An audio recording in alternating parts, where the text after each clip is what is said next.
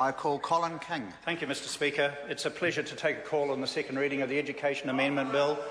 And just to push back a little at the comments from the opposition, if they accuse us of being ideologically opposed or focused on things, then I trust that they read their second reading speeches and try and understand the venom that's coming out from that other side, which has absolutely no base.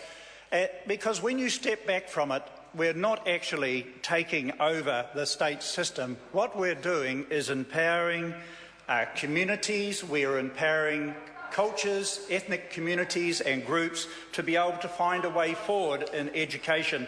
And I just want to, as the time permits, Mr Speaker, to talk about the challenge that confronts New Zealand around underachievement for both Māori and Pacifica. And I can clearly understand why the Māori Party is supporting this bill, because it would be fair to say that the state system has tried very, very hard to be successful in that particular area, but it admits itself it has not succeeded.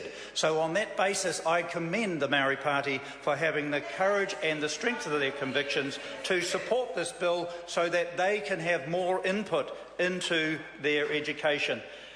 The major challenge definitely is about getting the right teachers in front of young people to spark learning.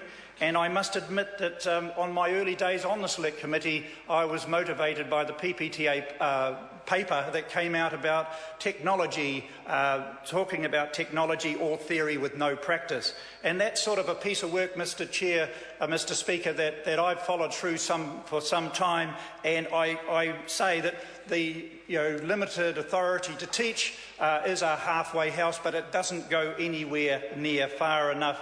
And whilst we listen to the other side talking about the untrained, unregistered teachers, there are some outstanding people out there who do spark and inspire people, and we want to get those in front of our children. We want them to get in front of the communities that are crying out to be heard and to be given an opportunity. I just would like to actually refer to a couple of the submissions, Mr Speaker, that came before the Select Committee, and just read one from one particular school. All too frequently we read about how badly Māori are doing at all levels of New Zealand society. Someone somewhere finally has got the guts to do something constructive with the decades of research that says why Māori is underachieving. We acknowledge the Education and Science Select Committee for taking a stand for our future. There's another Select Committee submission here that talks about it is time for New Zealand to be innovative, to prove to the world that we do have a world-class education system for all New Zealanders, including Māori and Pacifica. At the moment, our education system is second in the OECD world for Pākehā and 33rd for Māori. This is unacceptable.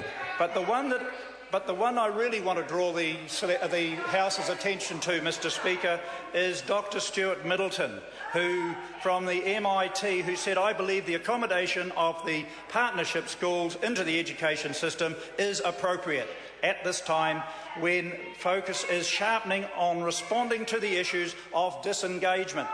Hear that? Responding to the issues of disengagement and low achievement and related issues of poor progression to tertiary education, training and to the pathway of employment and so on. Mr Speaker, there was certainly a lot of people that spoke against this bill, but on balance, I would have to say, on balance, there was a very creditable cry for help and for further input, and I would have to say that on that basis, we want to bear in mind that there will be a contract between the Minister and a partnership school. That contract will ensure that the ERO, the Education Review Office, will review the learning outcomes. There will be national standards that will be measured against the outcome from year 1 to 8, and they will also be measured against what is a national outcome in the NCEA level. They will be police vetted.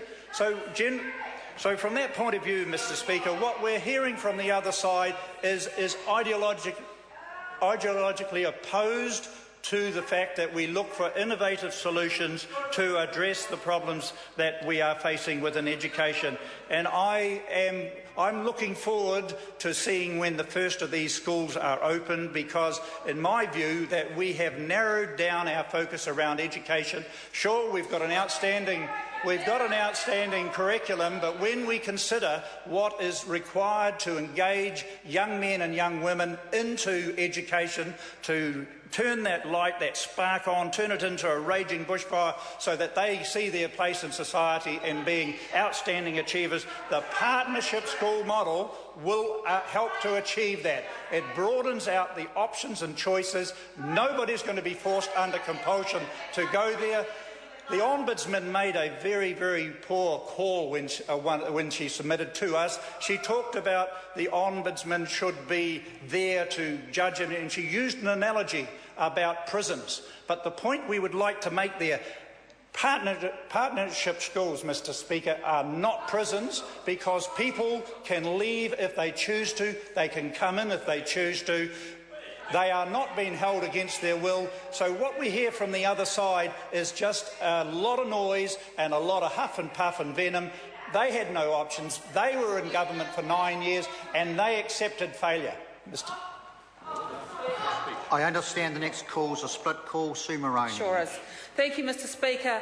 Well, look, I think anyone listening to this debate cannot help but see with